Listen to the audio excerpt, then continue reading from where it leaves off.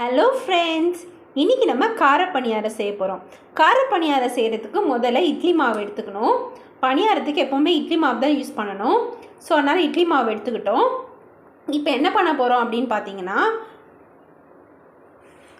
இங்கே இந்த கடாவியில் பார்த்தீங்கன்னா எல்லாத்தையும் தாளிக்க போகிறோம். என்னென்ன தாளிக்க போகிறோம் அப்படின்னா, வெங்காயம் போட்டுட்டு அதுக்கப்புறம் கொத்தமல்லி, அப்புறம் மிளகு, கடுகு, பெருங்காயத்தூள், அப்புறம் எண்ணெய். இதை எப்படி செய்யலான்றதை பாருங்கள். ஃபஸ்ட்டு கேஸ் ஆன் பண்ணிக்கணும், ஸ்டவ் ஆன் பண்ணிக்கணும். ஸ்டவ் ஆன் பண்ணியாச்சு. இப்போ நம்ம இதில் எண்ணெய் ஊற்றணும்.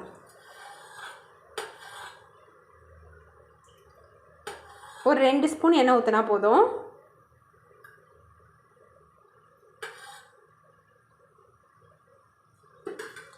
எண்ணெய் ஊற்றிட்டோம்.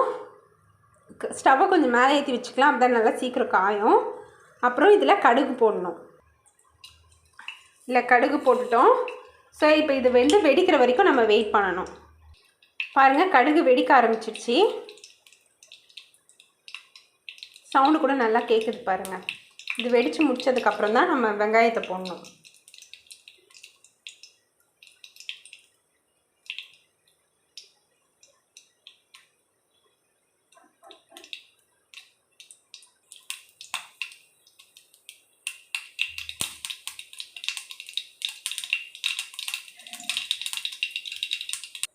இப்போ நம்ம இதில் வெங்காயத்தை போட்டுடணும்.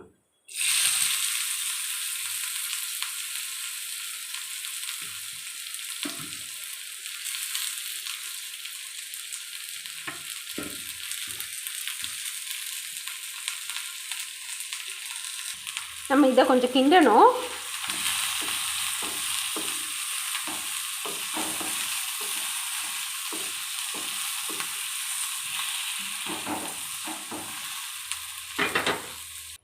வெங்காயம் இப்போ நல்லா பொன்னிறமாக வந்துடுச்சு. இதில் கருவேப்பிலை, கொத்தமல்லி இருந்தால் கொத்தமல்லி மட்டும் போடுங்க. இதில் கருவேப்பிலையும் சேர்க்கணுன்னா சேர்த்துக்கோங்க. ஸோ இது நம்ம நல்லா வதக்கிட்டோம். இதில் கொஞ்சம் மிளகு சேர்த்துக்கணும். காரம் அப்போ தான் நல்லாயிருக்கும், டேஸ்ட்டாகவும் இருக்கும். மிளகு போட்டோன்னா, மிளகாவும் போடுறதா போட்டுக்கலாம். சின்ன சின்னதாக கட் பண்ணி போட்டுக்கிட்டா இன்னும் டேஸ்ட்டாக இருக்கும். நம்ம இப்போ மிளகு சேர்த்துட்டோம். ஒரு கிண்டிக்கணும். அப்புறம் கொஞ்சோண்டு பெருங்காயத்தூள் சேர்த்துக்கணும். பெருங்காயத்தூள் சேர்த்தாச்சு. இதையும் சேர்த்து ஒரு கிண்டிட்டு நம்ம இது எல்லாத்தையும் அப்படியே மாவில் ஆட் பண்ணிட வேண்டியதான். ஸ்டவ் ஆஃப் பண்ணிடுங்க. இப்போ மாவில் ஆட் பண்ணியாச்சு. இது மாவோட அப்படியே கிளற வேண்டியதான். எல்லாம் நல்லா மிக்ஸ் ஆனால் தான் கார பணியாரத்துக்கு நல்ல டேஸ்ட்டாக வரும்.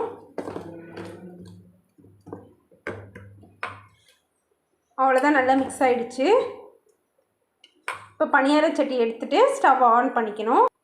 பணியார சட்டி வச்சு ஸ்டவ் ஆன் பண்ணியாச்சு.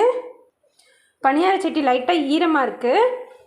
இன்னும் கொஞ்ச நேரத்தில் பார்த்திங்கன்னா இதெல்லாம் காஞ்சிரும். அதுக்கப்புறம் தான் நம்ம எண்ணெய் ஊற்றணும். இப்போ நம்ம பணியார குழியில் கொஞ்சம் கொஞ்சமாக எண்ணெய் ஊற்ற வேண்டியதா எல்லாத்துலேயும். பாருங்கள், இந்த அளவுக்கு எண்ணெய் ஊற்றினா போதும்.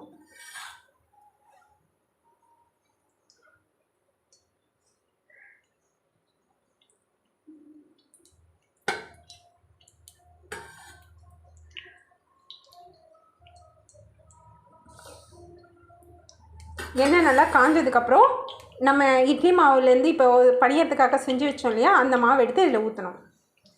எண்ணெய் கொஞ்சம் காயிட்டோம். எண்ணெய் காஞ்சிடுச்சு பாருங்கள், ஆவியெலாம் நல்லா வருது. ஸோ இப்போ தான் நம்ம இடியாப்பம் அந்த இட்லி மாவு ரெடி பண்ணி வச்சுருந்தோம் இல்லையா, அதில் இப்போ ஊற்றணும். கொஞ்சம் சிம்மில் வச்சுட்டே ஊற்றலாம், ஏன்னா திடீர்னு வெடிக்கும், அதுக்காக.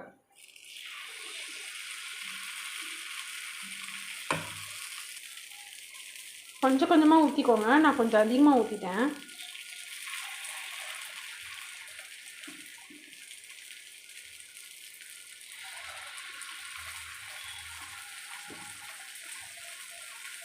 ஒன்றுத்தில் மட்டும் கொஞ்சம் அதிகமாகிடுச்சு.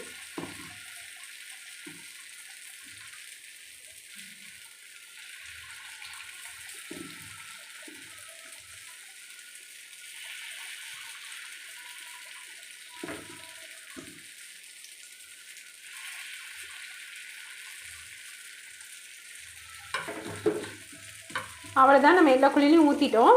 இப்போ இது வெந்ததுக்கப்புறம் நம்ம திருப்பி போட வேண்டியதுதான். வெந்துடுச்சுன்றதுக்கு பார்த்தீங்கன்னா இங்கெல்லாம் அந்த மாவு இல்லாமல் அப்படியே வெந்தது இது உங்களுக்கு தெரியும் பார்க்கும்போது. அப்போ தான் நம்ம திருப்பி போடணும். இப்போ குழியிலேருந்து அப்படியே திருப்பி போட வேண்டியதுதான். வெந்துடுச்சு ஒரு பக்கம், இந்த பக்கம் திருப்பி போட ஆரம்பிச்சாச்சு.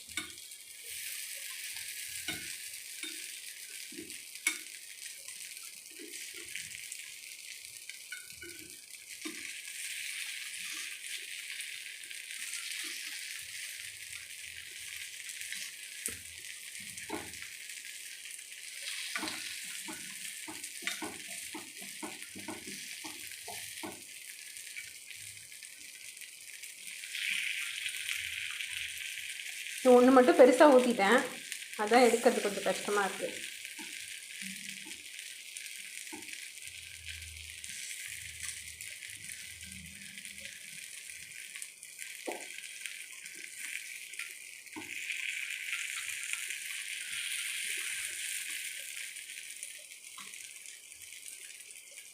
எல்லாத்தையும் திருப்பி போட்டுட்டேன். அவ்வளோதான், 2 பக்கமும் வெந்துடுச்சு. நம்ம எடுக்க வேண்டியதுதான். அவ்வளோதான், நம்மளோட பணியாரம் ரெடி ஆயிடுச்சு. அருமையான மனம், அட்டகாசமான சுவை. இந்த வீடியோ உங்களுக்கு பிடிச்சிருந்தா லைக் பண்ணுங்கள், ஷேர் பண்ணுங்கள் அண்ட் சப்ஸ்கிரைப் பண்ணுங்கள். எப்படி நல்லா இருக்குது அப்படின்னு நீங்களும் செஞ்சு பார்த்துட்டு கமெண்ட் செக்ஷனில் மென்ஷன் பண்ணுங்கள். தேங்க்யூ.